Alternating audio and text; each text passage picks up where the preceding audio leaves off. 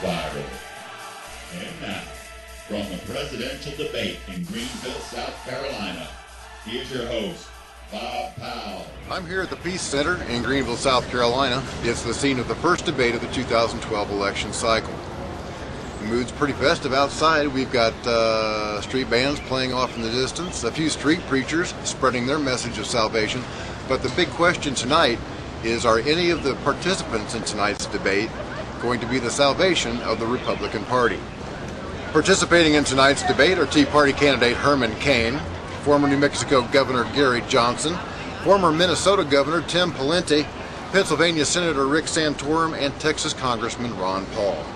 Most of the GOP heavy hitters have decided to skip the debate tonight, but according to South Carolina Governor Nikki Haley, that could be a big mistake, because South Carolina is the home of the first primary scheduled for the 2012 election year. And as she says, as South Carolina goes, so goes the nation. Whoever wins the Republican nomination in South Carolina ends up winning the Republican nomination for the country. South Carolina is an important state because our people get it. And I think what you saw in this first debate is just a tease. It is go time, and we're getting ready to get started. One of the favorite topics of conversation on Above Top Secret is the Bilderberg Group, and Chuck here was lucky enough to speak with former South Carolina Governor Mark Sanford about the subject. Really sure about that. It wasn't started by King Philip's buddy over in the Netherlands to destroy American sovereignty. Oh, I got to talk to him about something. It wasn't. I wish you would look into it since you went there. If you would come out, if you looked into the Bilderberg Group and you came out and talked about what really happened there, it would make a big difference for America, sir. It would make a real big difference. That's a big globalist theory.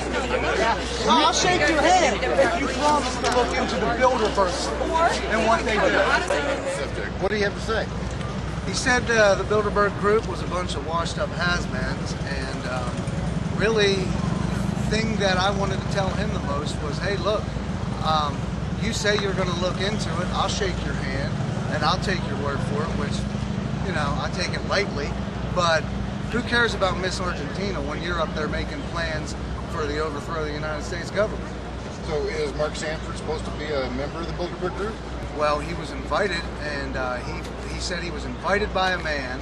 He didn't give a name, but he said he was invited by a man. He chose to go, and he was one of two governors. There's two governors of the fifth that go every year. He was one of the two.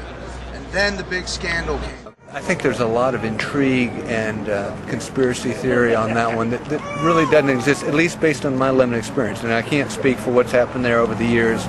I was invited by a friend. He said, you'll learn a lot. It was apparently originally set up after World War II to try and keep the link between Europe and America from the standpoint of keeping a conversation going. That's largely what went on. And so, I mean, with all due respect to conversation, there were a bunch of guys who thought they were smart, saying, hey, I think this or I think that, but right. I mean, I'm coming. And so I guess I'd say I'm never, regardless of who it's with the exception of maybe terrorists, I don't think conversation is a bad thing. None of these people had the keys to power. They were all folks that, well, that's not true. There were two senators there, and there were two governors. There was a Republican governor and there was a Democratic governor.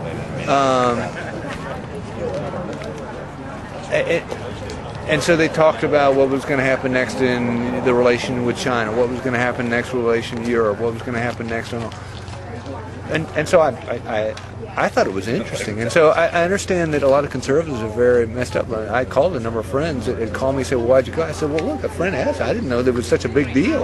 Yeah. If it was 100 and some of the Hollywood top-notch stars, the media would be swarming that place. Right. But this is 100 and some of the most powerful power brokers across the world. But they're really not. In other words, I just, with all due respect to the folks like David Rockefeller and David Rockefeller is a yesterday's news kind of guy. I mean, David Rockefeller, Henry Paulson was there, Ben Bernanke. I mean, that's some heavy hitters there.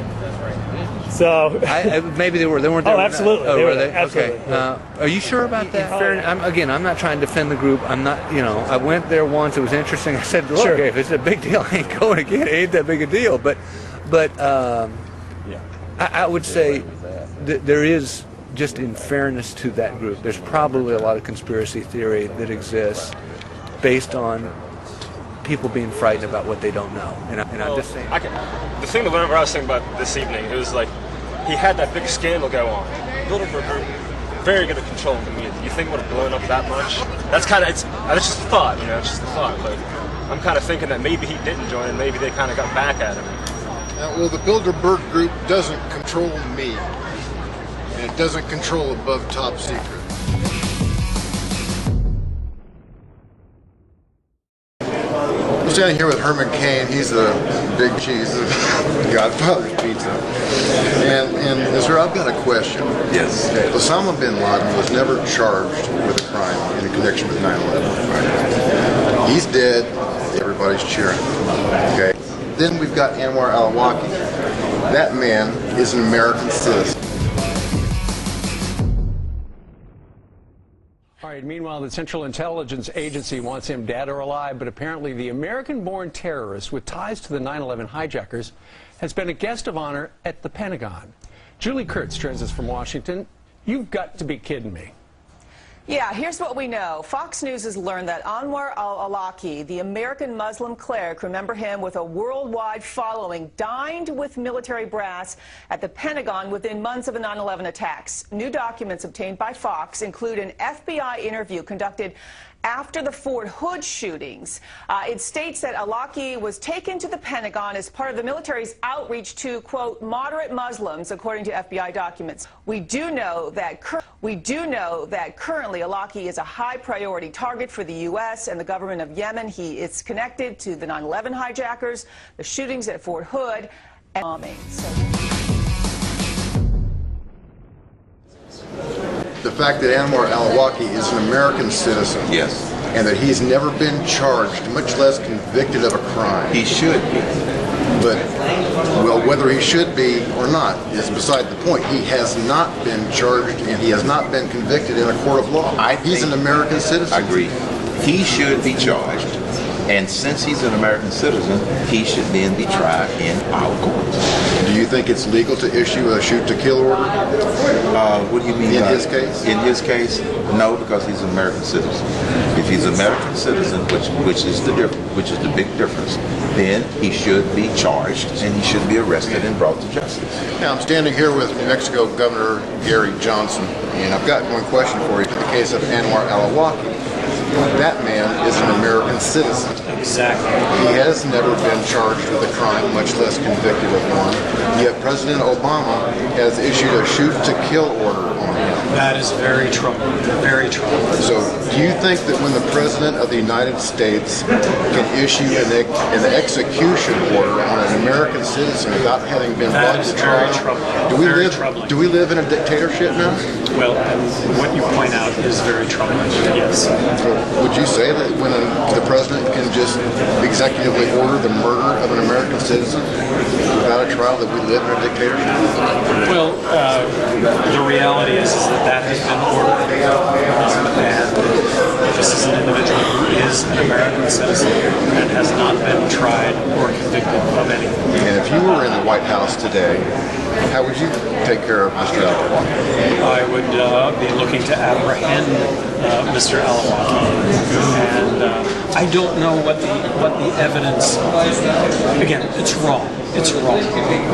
This is very troubling. Very troubling that the United States government would issue a kill order on a United States citizen that has not been tried or arrested. I'm standing here with Fred Carter. He's another candidate for president. He didn't make it on the stage tonight. This is a very interesting press kit. It says, Fred who? Well, Mr. Carter was a political advisor to President Reagan and President Bush. The first President Bush? Yes.